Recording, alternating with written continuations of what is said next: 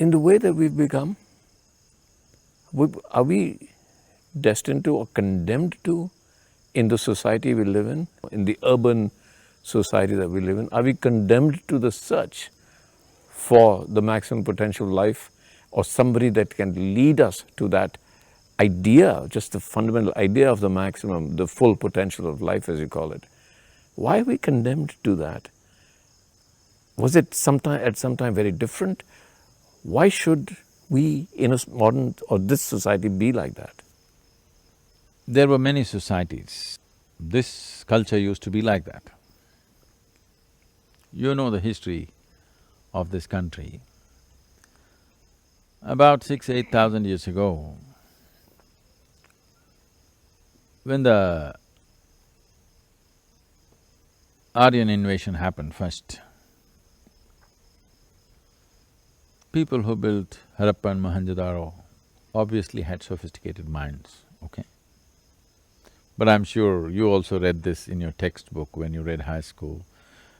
The British wrote these textbooks and they said, Harappa, Mohenjo-daro had very organized drainage systems. Yeah. You're only interested in how they handle their poo and pee. Okay. Is that all that mattered to you? Because you had such bad drainage systems in your own place, that's all you could think of? Why didn't you think about 6,000 years ago, if people had to build such sophisticated places and large temples and things, what were they made of? What was their intelligence? What was their thought? What was their consciousness? What were they thinking about? Or what was their state of experience of life? That they were so content, they built wonderful cities and had no armies to protect themselves. That means, what was the consciousness of the people there? How did they live? No, they had drainage systems. This is what you read in your textbook, I also read the same nonsense in the textbook. Yes. So why is it that we are discounting human experience and paying so much attention to the roads that we built and drainages that we built? Yes, those things are needed, but for what? To enhance human experience, isn't it, of this life? No, right now that's completely gone. Nobody's talking about enhancing human experience. How to enhance human experience means be plugged in and look at everything through your phone.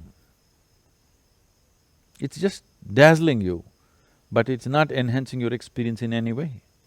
It's numbing your senses, that's all. It's numbing your instruments of perception. It's not enhancing your experience in any way. So why are we going that way? Because everybody is getting educated. Till this generation, there was no right to education. If a man just wanted to graze his cattle and walk around, he could do it. If he just wanted to run around in the mountains, he could do it. Not anymore. Today, every human being on this planet must belong to some nation. He can't just be somewhere on such a big planet. Till about 100 years ago, more than 60% of the people did not belong to any nation, they just lived. Now you must belong to a nation. If you must belong to a nation, you're serving a large society to keep the national interest going. No, why can't people just live? No, nobody can live by himself. We are subserving the human life and making something else more important. No. The only and only purpose of life is for this piece of life to find its ultimate possibility.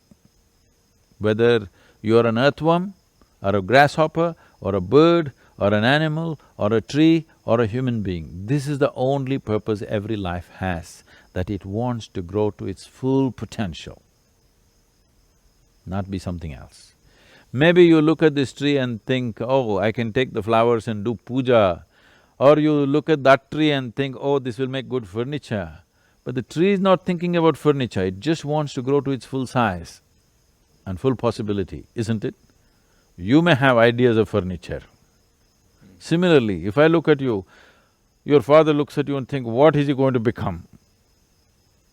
He may have ideas. No, this life has no such ideas. This life just wants to become its fullest possibility. That possibility, unfortunately, has very narrow windows in the world. Here and there, rest is all making you a cog in the wheel, you know.